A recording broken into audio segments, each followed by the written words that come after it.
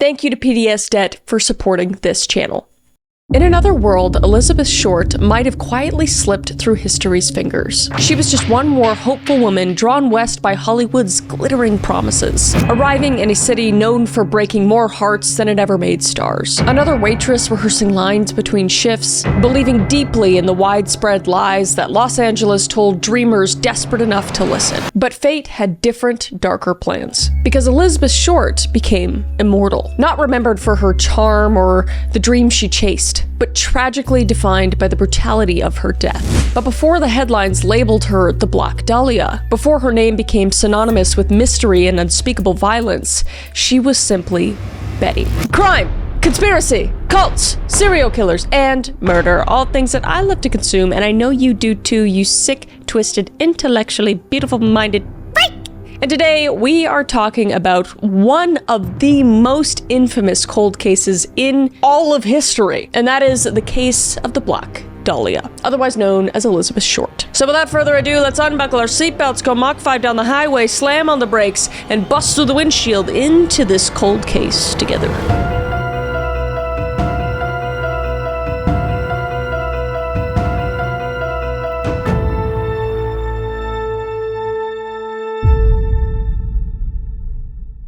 So on July 29th, 1924, Phoebe May Sawyer Short delivered her third daughter into the world, teetering on the edge of prosperity and collapse. And Elizabeth Ann Short entered life as the middle child among 5 sisters: Virginia May, Dorothea, Elizabeth, Elnora, and a little Muriel yet to come. And their father, Cleo Alvin Short Jr., had invested everything into a miniature golf course business during the recreational boom of the 1920s.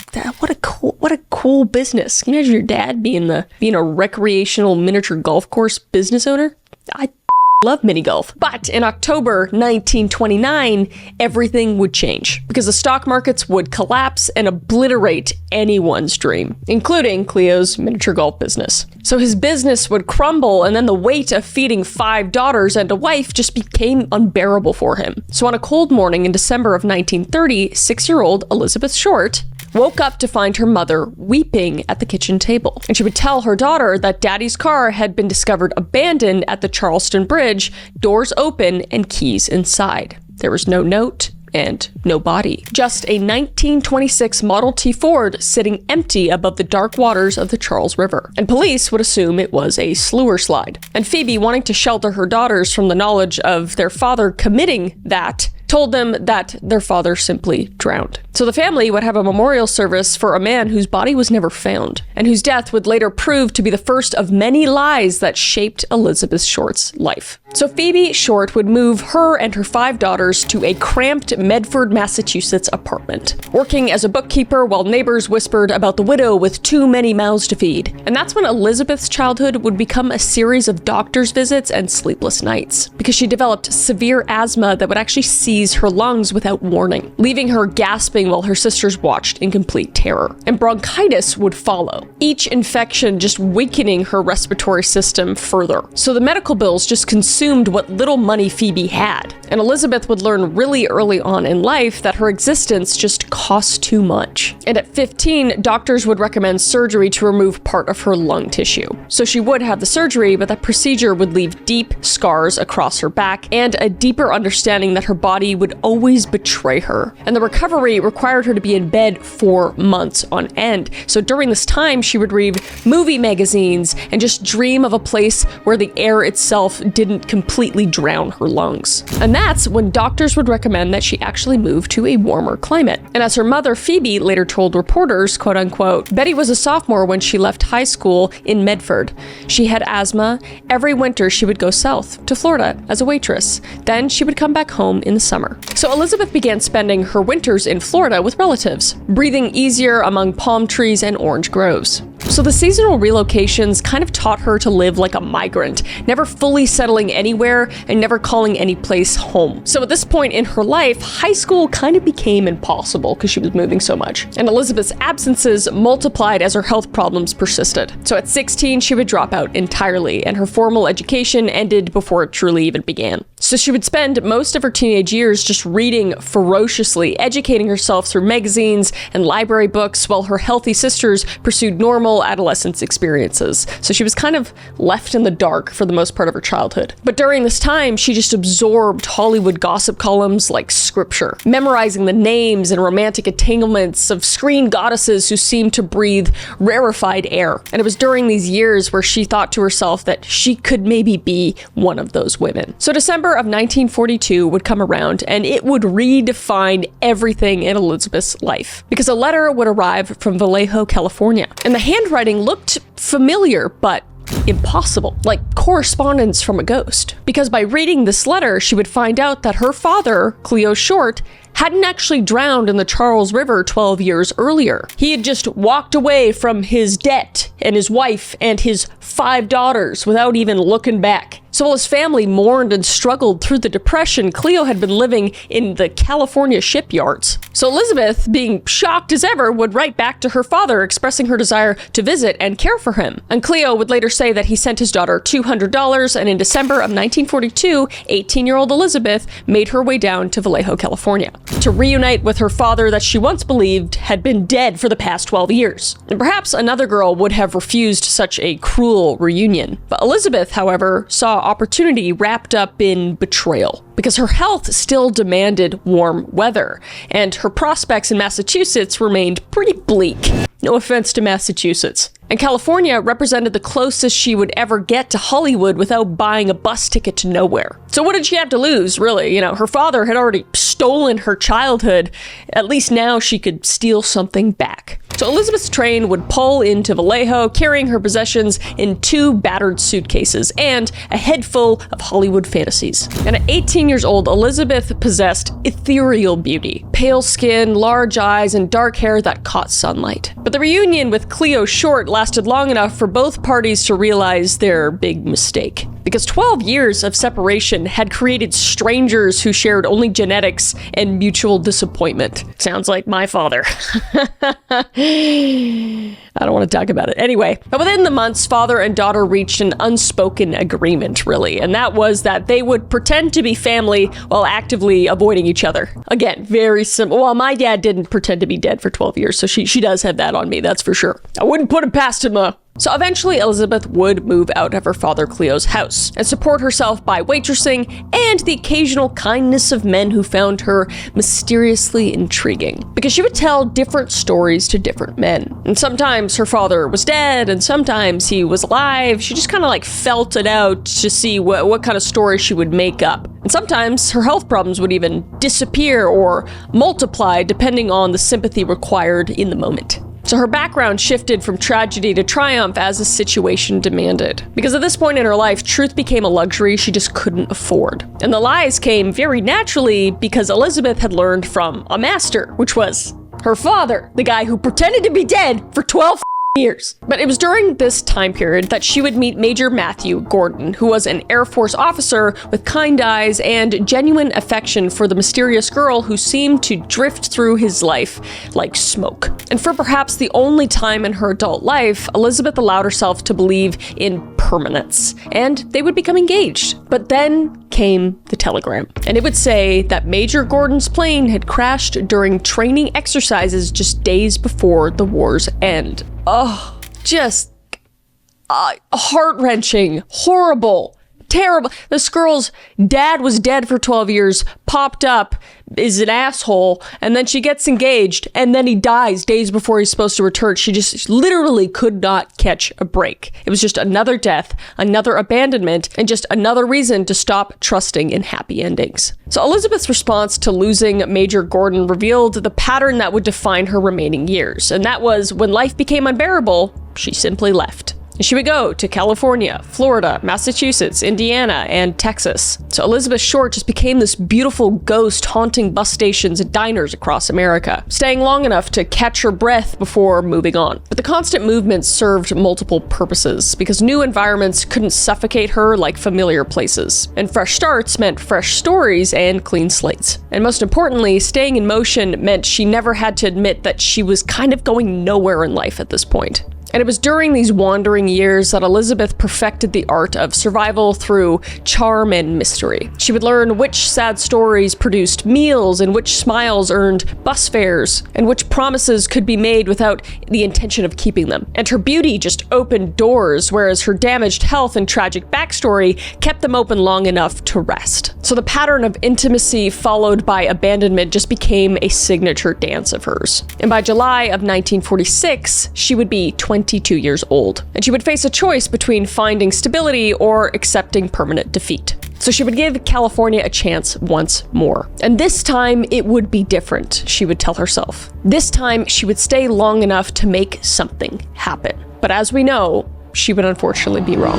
So in July 1946, Elizabeth Short would step off the bus at Hollywood and Vine with $20 to her name and infinite belief in her own transformation. And she would find a room behind the Florentine Gardens nightclub on Hollywood Boulevard. And she would be close enough to hear music and laughter that represented everything she wanted to become. And Elizabeth would make the rounds every aspiring actress knew by heart, which was studio gates, casting calls, and auditions that led to nowhere. Because Hollywood at this point, and honestly now, operated on connections she didn't possess, and talent she had not yet developed. So without training, experience, or influential friends, her chances were essentially zero, especially in this day and age. But Elizabeth Short had never required realistic expectations to fuel her dreams, so she continued pursuing auditions while working as a waitress. And her beauty would attract attention, and that attention came mostly from men with money and influence. So she would date frequently, but briefly, moving from suitor to suitor. So the financial pressure was mounting steadily, and with rent required as a regular payment and food costs that she did not possess, she actually began staying overnight with various men, not necessarily for romance, but just for basic survival.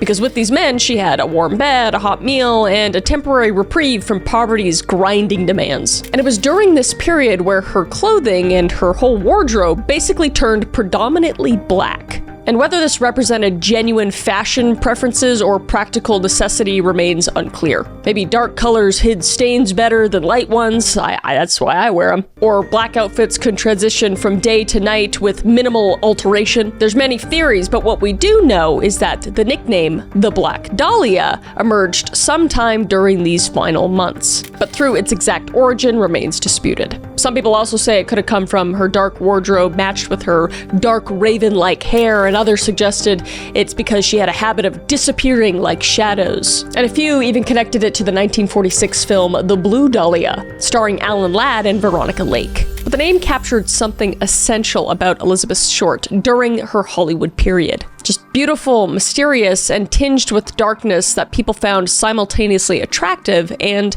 unsettling. So January 1947 arrived with unusual rain and growing desperation. Because at this point, Elizabeth's financial situation deteriorated beyond casual concern into genuine crisis. And her friends back in San Diego reported that she seemed frightened during her final visits, constantly looking over her shoulder as if she was expecting some kind of pursuit from someone. And that's when something changed, because the confident drift that had sustained Elizabeth through years of uncertainty had transformed into panicked flight. And she actually spoke of hiding from someone, but she never revealed details about it. So the mysterious nature that served as her trademark became desperate secrecy. And on July 9th, 1947, Robert Red Manley drove Elizabeth from San Diego to Los Angeles, dropping her at the Biltmore Hotel in downtown LA. And she would carry a small suitcase with her, and she would promise him that she would stay in touch. So Red would say goodbye and watch her walk into the hotel's ornate lobby. But after that, no one can say with certainty what happened during the next 6 days, because Elizabeth Short had vanished completely, and the hotel had no record of her registration,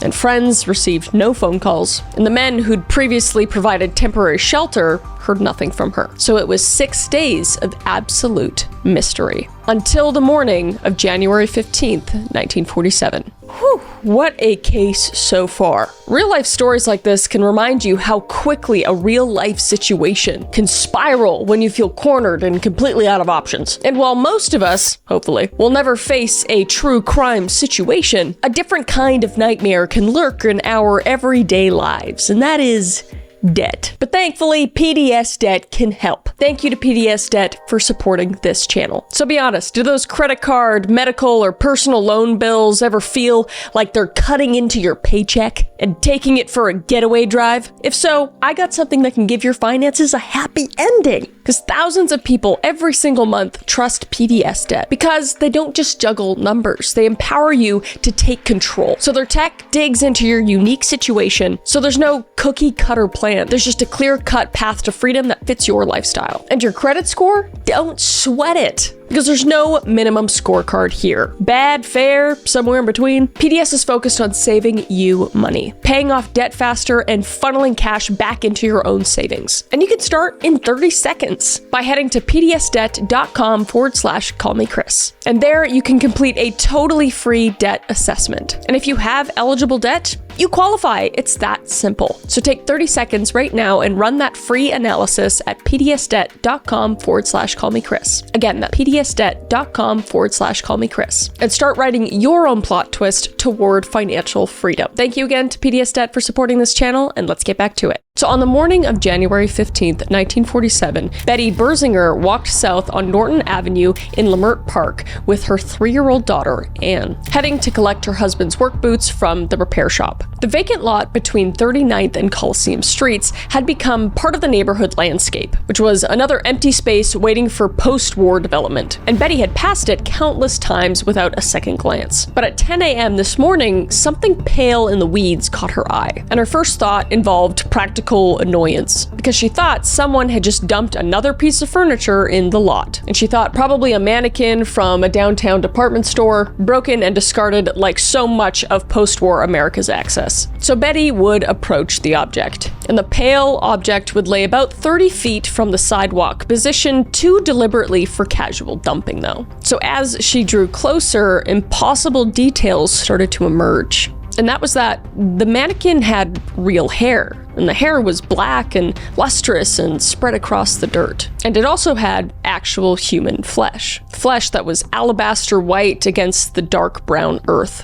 And the truth that would haunt Betty for the rest of her life was that this wasn't a mannequin at all. And Betty's daughter, Anne, would later recall her mother's scream as the loudest sound she's ever heard. But the screaming came second, because Betty's first instinct was protection, and she would grab Anne and lift her away from the sight completely, shielding the child's eyes while her own mind struggled to process what actually lay before them. And that thing was a woman's body bisected at the waist with surgical precision, with the upper half positioned 12 inches north of the lower half, arms raised above the head in a grotesque parody of ballet. And her legs were also spread in a V formation that suggested both vulnerability and display. And this positioning was just too deliberate for accident. It was too theatrical for impulse. Someone had arranged this corpse like a macabre art installation, ensuring maximum visual impact for whoever discovered it first. So Betty would run to the nearest house, pounding on the door until neighbors answered and let her use the phone. And her hysterical call to police would take several attempts to decipher. And she would say, quote unquote, "There's a body in the lot. A woman. She's been cut in half." It's just horrifying, and like I can't even imagine coming across that and with the daughter. It's a nightmare. So the desk sergeant initially assumed he was dealing with some sort of domestic disturbance or perhaps even a neighborhood prank, because dismembered corpses didn't just appear in a middle-class residential area on Wednesday mornings. And he would say, quote unquote, "Ma'am, are you certain it's a human body?" And she would say, "I'm looking right at it." And that simple confirmation to launch the largest homicide investigation in LAPD history. So Los Angeles in 1947 operated under unwritten rules that prioritized sensationalism over investigation. And newspaper photographers monitored police radio frequencies, and often they would arrive at crime scenes before the detectives would actually get there. And the Black Dahlia discovery followed this pattern with catastrophic precision. And by 10:30 a.m. that morning, newspaper photographers had reached Norton Avenue, and their speed cameras would be clicking away while police cars remained blocks distant. And the Los Angeles Examiner and the Herald Express photographers documented the scene from every single angle, unknowingly destroying evidence with each footstep. Just idiots. And the afternoon's editions would feature these images on the front page, forever defining how America visualized the Black Dahlia case. And police detective Harry Hansen finally reached the scene at 10:45 a.m., discovering his crime scene had already been contaminated by journalists who had positioned themselves for optimal photography rather than evidence preservation. So Hansen's first official act in the investigation was to arrest every single reporter present. Well, threatened to. He didn't actually arrest all of them, though the damage was already irreversible. Because at this point, the photographers had already trampled any potential footprints, disturbed soil samples, and established sightlines that drew attention to specific details while obscuring others. And their presence just guaranteed that any subsequent investigation would operate from a compromised foundation completely. And modern crime scene protocols actually exist specifically because of the disasters like January 15th, 1947. So Detective Hansen's initial examination revealed details that transformed a shocking discovery into something approaching the impossible, because the bisection had been performed using a technique called a hemicorporectomy, which was the complete separation of the upper body and lower body at the waist. And in 1947, this procedure existed only in medical textbooks and the most advanced surgical suites. And the precision required for this procedure suggested someone with formal anatomical training and access to the appropriate instruments to do the procedure. And the cut would run cleanly through the lumbar spine at the L2, L3 vertebrae level, requiring both strength and knowledge of human skeletal structure. So whoever performed this operation understood exactly where to position their blade for maximum efficiency. But the surgical precision didn't just end with the bisection itself, because the killer had also carved a Glasgow smile extending from each corner of the victim's mouth to her ears. And there were also additional that removed flesh from both her thighs and her breast, though those ones appeared more frenzied than systematic. And her internal organs had also been and positioned beneath her buttocks, suggesting ritualistic, rather medical motivation. And fecal matter would also be found inside of her stomach.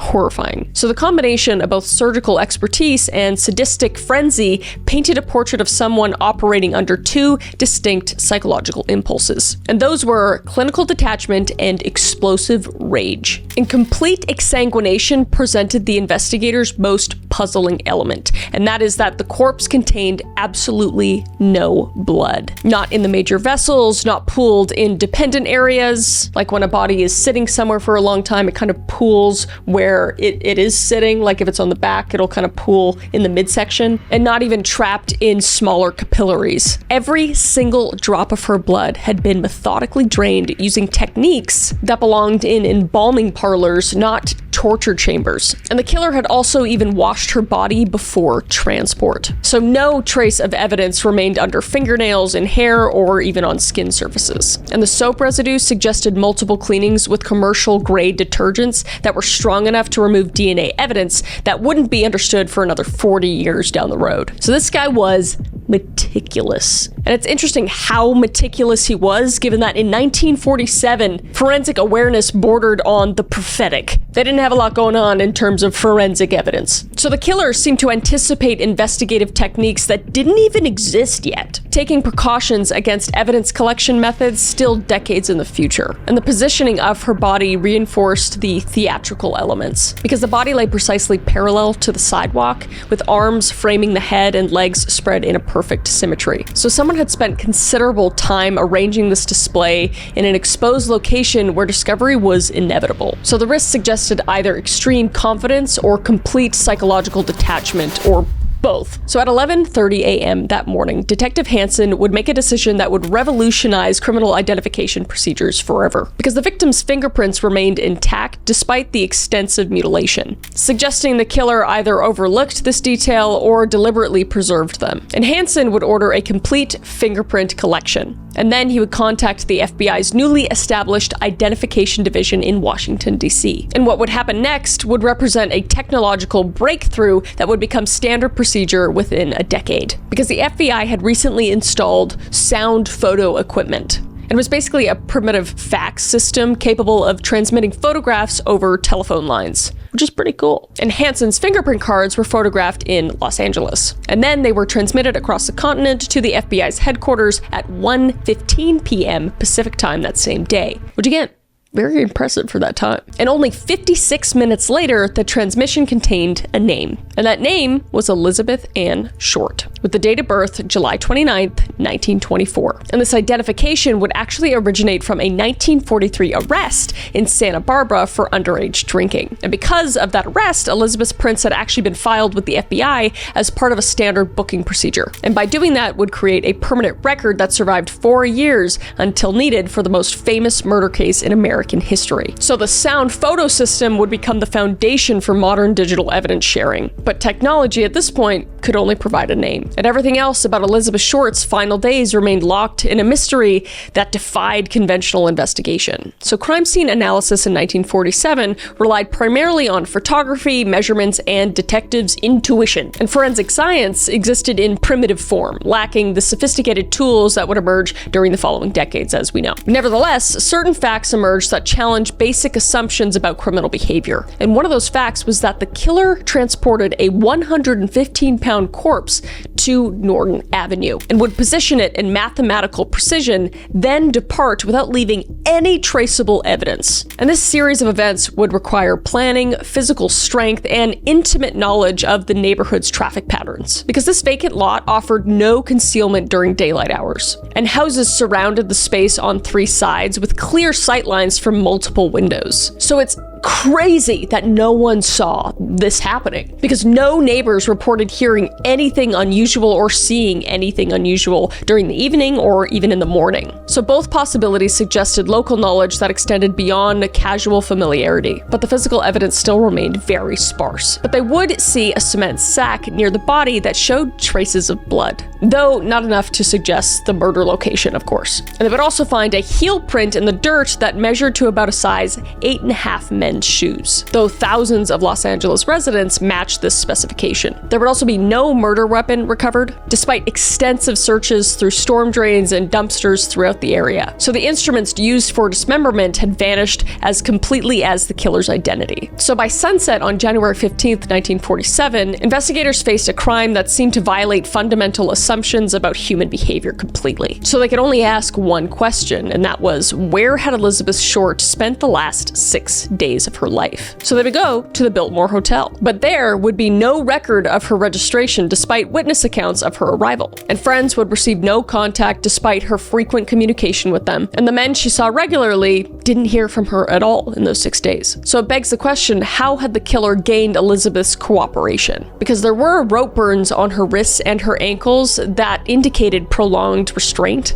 but no defensive wounds that suggested she had submitted without struggle. So the implications ranged from drug-induced compliance to willing participant with someone she trusted. So where exactly did this torture and murder take place? Because this procedure required hours in a controlled environment with access to running water, and surgical instruments and disposal methods for massive quantities of blood, as we know. And also, why choose this theatrical presentation? Because the killer could have disposed of the body permanently using methods that precluded discovery. Clearly, he was smart enough, as we know. But instead, they selected a very public location and arranged the corpse to ensure maximum visual impact. So each question just led to dozens more, creating an investigation labyrinth that would consume thousands of man-hours over the following decades. So Elizabeth Short's from unknown victim to national obsession had finally begun. And afternoon papers would hit the street with banner headlines and crime scene photographs. And radio stations interrupted programming with hourly updates. And the LAPD, unprepared for a media attention of this magnitude, found themselves conducting both a criminal investigation and just managing a public circus. And back at LAPD headquarters, Detective Harry Hansen studied crime scene photographs that were spread across his desk. And each image would reveal details that defied explanation. Positioning too perfect for hasty disposal, mutilations too systemic for passion alone, and forensic awareness too sophisticated for 1947. So he knew that someone had planned this murder with military operation and executed with surgical precision and theatrical sensibility. So Hansen would pull out a notebook and write across the first page, quote unquote, Elizabeth Short, Black Dahlia case, was January 15th, 1947. And he had no way of knowing that he had just titled the most famous unsolved murder in American history. And 16 detectives were assigned to what photographs had already dubbed the Dhalia case. And phone lines would buzz from reporters, amateur sleuths, and attention seekers claiming knowledge of the victim or the killer. And the questions would haunt investigators for decades. Who possessed the medical knowledge, the psychological detachment, and local familiarity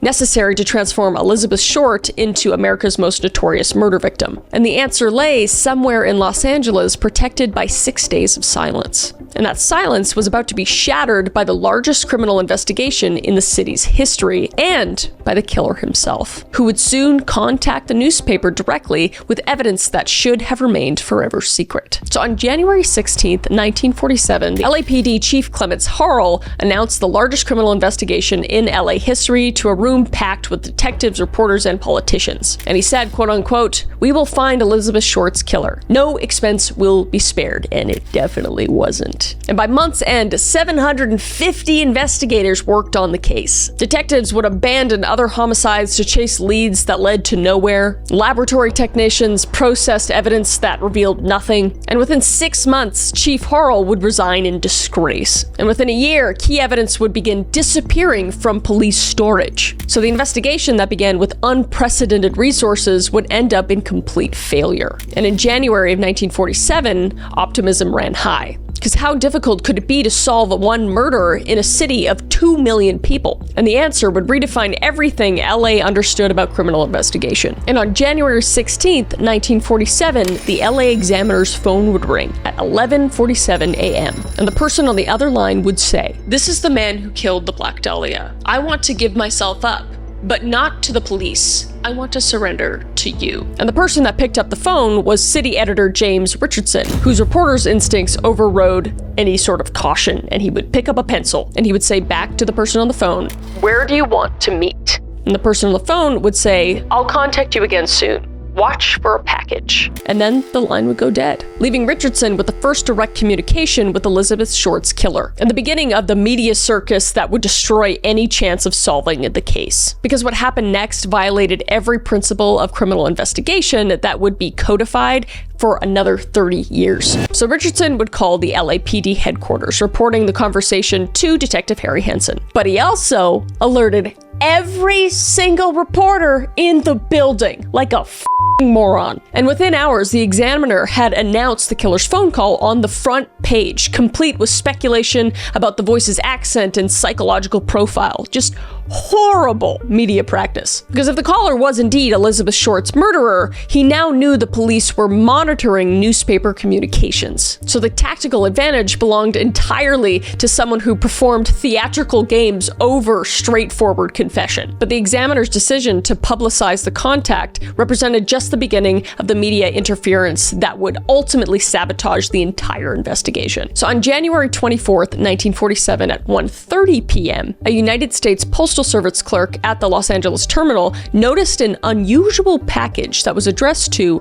Los Angeles Examiner and other Los Angeles papers. Very specific. But the envelope addressed in letters cut from newspapers and magazines and contained items that should have remained forever secret. And those items were Elizabeth Short's social security card, a birth certificate, photographs, and an address book belonging to Mark Hansen, the owner of the Florentine Gardens nightclub. And the accompanying message, assembled from magazine clippings, read, quote, "Here is Dahlia's belongings, letter to follow." So f***ing scary and creepy. Oh my god. And every item had been soaked in gasoline to remove any sort of fingerprint. And this was a forensic countermeasure that demonstrated sophisticated criminal thinking. This guy was playing chess. He was thinking 10 steps ahead in every move he made. But the package's most significant element wasn't what it contained necessarily, because the killer had mailed Elizabeth's personal effects to newspapers rather than police, ensuring maximum publicity while maintaining complete control over information flow. This guy just wanted to be in the headlines. So Detective Hansen would arrive at the Examiner building to find reporters already photographing the contents. Stop photographing everything. And they're also handling potential evidence without gloves, of course. and speculating about meanings that would influence public perception for decades. So the killer at this point, and just through the entire case, had completely outmaneuvered professional investigators by understanding something they hadn't yet learned. And that was that in media-saturated crimes, publicity can be weaponized against law enforcement. And we see this in cases in the future, in the 60s, in the 70s, in the 80s, in the 90s, to present. So by February 1947, LAPD headquarters received 12 confessions daily, saying, quote unquote, I killed the Black Dahlia. And this became Los Angeles' most popular false admission. And attention seekers and mentally ill individuals claim responsibility with elaborate stories. And detectives spent thousands of hours investigating confessions containing no verifiable details. But the most elaborate one came from Daniel S. Voorhees, who provided a 17-page handwritten account of torturing and killing Elizabeth Short. And his narrative included specific crime details and surgical techniques. And detectives would spend 6 weeks verifying his story before discovering Voorhees had copied every detail from newspaper accounts. Thank you, media, you f***ing idiots, again. And he'd actually been incarcerated in New York during Elizabeth's murder, so it was just another dead end. And when confronted, Voorhees even admitted that he did everything because he wanted to be famous. Idiot. And by year's end, LAPD had processed 67 false confessions, but this number would eventually exceed 500, making this the most falsely confessed crime in American history. And each bogus admission required investigation, consuming resources that could have pursued legitimate leads. So just idiot people wasting time, wasting precious time. So the surgical precision of Elizabeth Short's bisection convinced investigators that her killer possessed formal anatomical training. So Detective Hansen ordered comprehensive background checks on every medical professional, student, and technician in Los Angeles County. So the University of Southern California Medical School became ground zero for an investigation that would scrutinize scalpels, class schedules, and student psychological profiles. And UCS administrators provided complete enrollment records dating back 5 years. And investigators would eventually interview 412 medical students, and 89 faculty members, and 156 hospital residents. Meanwhile, they would examine laboratory access logs, equipment inventories, and disposal procedures for anatomical specimens. And the hemicorporectomy technique used to bisect Elizabeth's body had been developed in the 1930s for treating specific cancers and traumatic injuries. And in 1947, fewer than 50 surgeons in Los Angeles possessed the training necessary to perform this specific procedure. So investigators would create a master list of these qualified surgeons, and then they would begin the painstaking process of verifying each individual's whereabouts during January 9th to January 15th of 1947. And they would look at hospital schedules, surgery logs, and witness statements, and slowly eliminate suspects one by one. But this entire investigation would just reveal something very troubling, and that is that the killer's anatomical knowledge exceeded what could be learned through casual medical exposure. And whoever dismembered Elizabeth Short's body understood human circulatory systems and tissue composition at a professional level. But medical training alone couldn't explain the killer's sophistication, because a complete exsanguation required embalming knowledge typically possessed only by morticians and medical examiners. And the forensic awareness just demonstrated advanced understanding of evidence collection and preservation as well. So the killer represented a convergence of medical expertise, mortuary science, and criminal sophistication that basically shouldn't have existed in 1947. So who the f*** could know all of this? So of the 150 suspects questioned by LAPD over the decades, 4 names stood out, because each possessed surgical knowledge, opportunity, and connections to Elizabeth Short that made seasoned detectives take notice. And the first one was the genius doctor, George Hill Hodel Jr. And George possessed an IQ of 186 and worked as a prominent Los Angeles physician. He was born in 1907, and he moved in elite social circles and possessed the medical expertise for a hemicorporectomy, the surgical technique used to cleanly separate Short's upper body from her lower body. And this specialized procedure appeared only in 1930s medical textbooks, and the timeline converged in October 1949. because Hodell's teenage daughter actually accused him of SA, triggering an investigation that actually revealed connections to Elizabeth Short stretching back to 1946. And eyewitnesses even claimed knowledge of their relationship. And the LAPD District Attorney's Office assembled an 18-man task force. And for 2 months, from February through March 1950, investigators would bug Hodell's home with electronic surveillance equipment. And the operation recorded all conversations inside the house. And on March 14th, 1950, the equipment captured Hodell saying, quote unquote, "Supposing I did kill the Black Dahlia, they can't prove it now." "Excuse me?" And the surveillance would continue after this non-confession confession. And Hodell's recorded conversations revealed intimate knowledge of the murder's details that were never released to the public. Red flag, because he would discuss the positioning of the body, the surgical techniques employed, and the theatrical staging designed to shock and terrorize. But within days of the district attorney preparing arrest warrants, Dr. George Hill Hodell Jr. boarded a plane to the Philippines. And he would never return to Los Angeles soil. Red flag, just saying. And decades later, his son, Steve Hodell, a retired LAPD detective, discovered photographs hidden in his father's belongings. And some researchers believe that these images show Elizabeth Short alive and posed before her transformation into the Black Dahlia. But others dismiss them as complete coincidence. And this genius doctor would die in 1999, taking his secrets to the grave. He's a top one for me. Too much suspicion. But that brings us to suspect number 2. And that is the mortician's assistant, Leslie Dillon. So Leslie Dillon worked as a bellhop, a aspiring writer, and a mortician's assistant. These were jobs that gave him familiarity with corpses and embalming techniques. And in 1948, he actually wrote an unsolicited letter to the LAPD psychiatrist, Dr. J. Paul De River. And the letter contained details of Elizabeth Short's murder that had never been released to the public. And Dillon claimed that a friend had committed the killing. And he described the surgical techniques with clinical precision. So he knew about the rope burns on Short's wrists, and the forced ingestion that filled her stomach with fecal matter, and the hours of torture that preceded her death. So LAPD investigators brought Dillon to Los Angeles for questioning, naturally, and the mortician's assistant displayed intimate knowledge of the crime scene's theatrical staging. And he would know the positioning of Short's arm above her head and the wide V formation of her legs and the complete exsanguination that drained every drop of blood from her body. And even more disturbing, if we can get there, is that Dillon possessed connections to Mark Hansen, which was the nightclub owner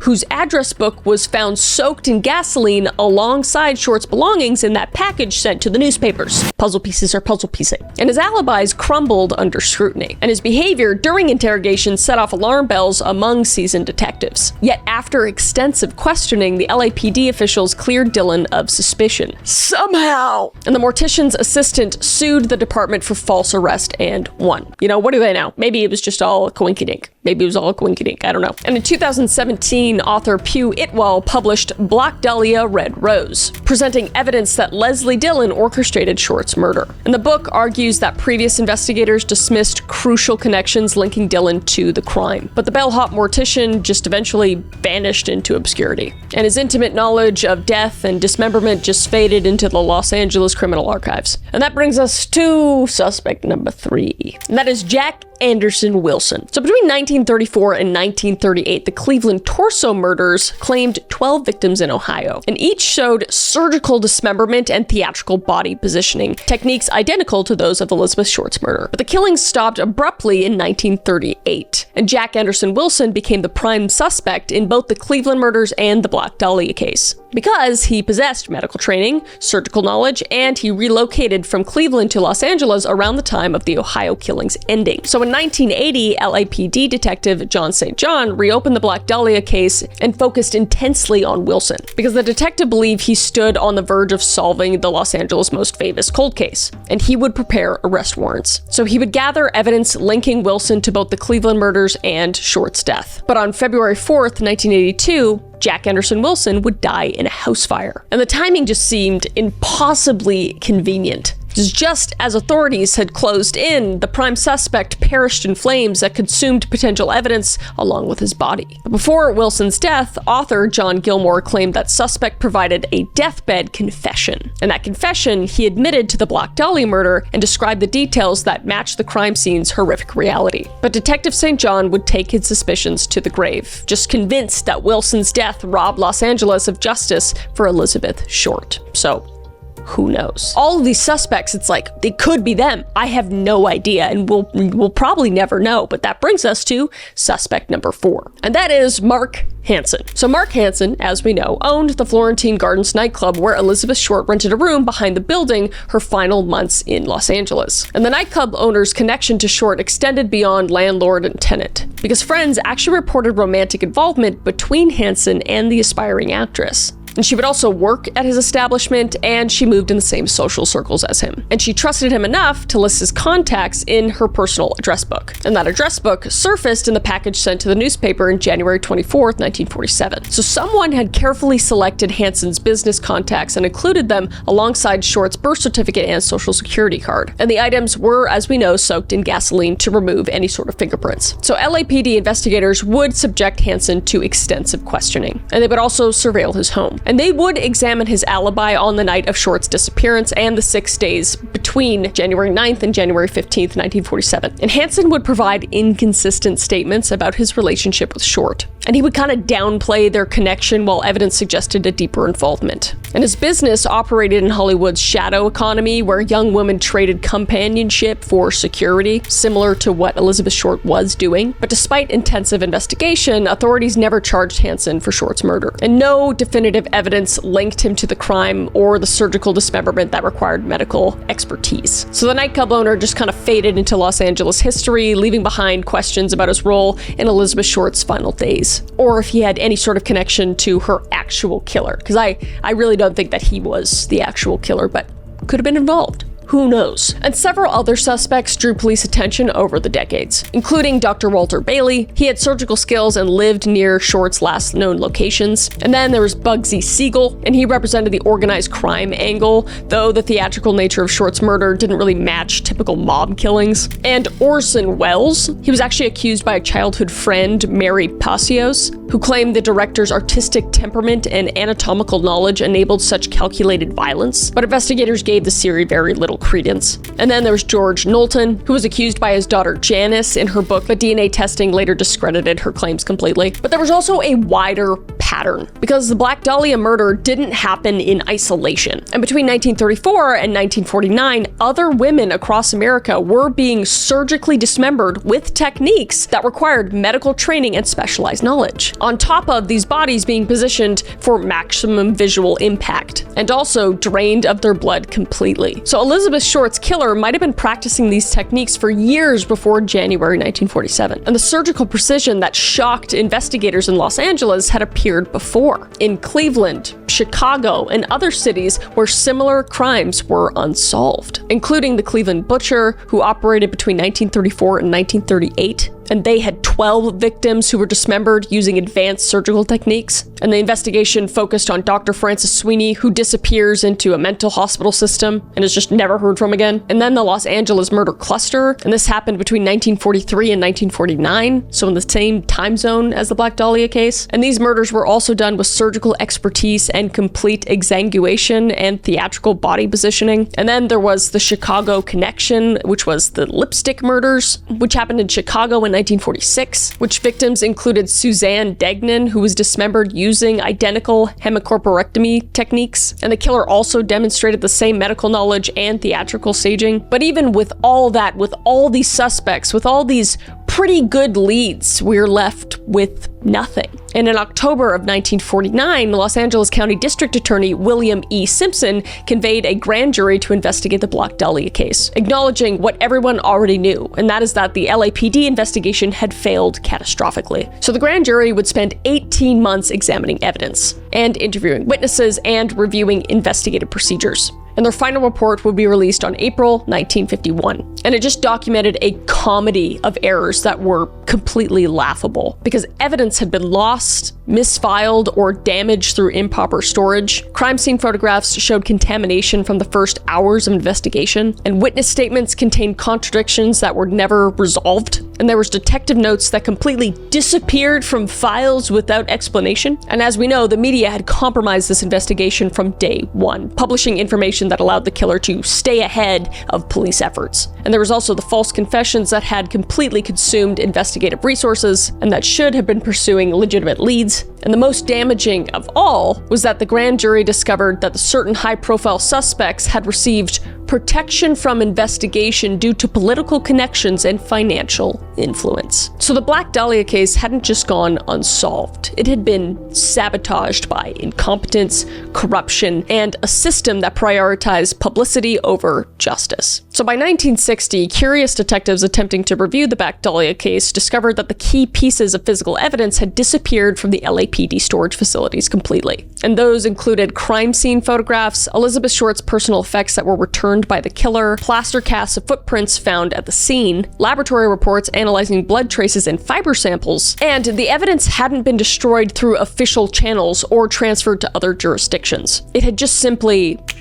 vanished, leaving investigators with incomplete files and fading memories. So what remained told the story of investigative failure rather than criminal success. Hundreds of false leads, thousands of witness statements that led to nowhere, and decades of speculation that generated publicity rather than answers. And the Black Dahlia murder just became a case study in how to not conduct a homicide investigation. Because every mistake, literally every mistake that could have been made was made in this case. And every procedure that could have been corrupted had been corrupted. So the Black Dahlia case changed criminal investigation procedures nationwide, and crime scene preservation protocols emerged directly from the Norton Avenue disaster, and media relation guidelines developed to prevent journalistic interference as well, and evidence storage procedures improved to prevent mysterious disappearances that plagued the Short case specifically. And most importantly, the investigation's failure demonstrated that publicity could be more dangerous than helpful in complex cases. And Elizabeth Short's murder became required reading at police academies. Not as successful detective work, of course, but as a cautionary tale about everything that could go wrong when ego, incompetence, and corruption converged around a high-profile crime. And the case also revealed something darker about post-war American society, and that is that public fascination with Elizabeth Short's torture and mutilation suggested that there was appetites that transcended normal interest in criminal justice, and that Black Dahlia became entertainment rather than just a tragedy. And Detective Harry Hansen retired in 1968 without solving the case that defined his career. And in his final interview, he admitted, quote unquote, "We never came close. Not really.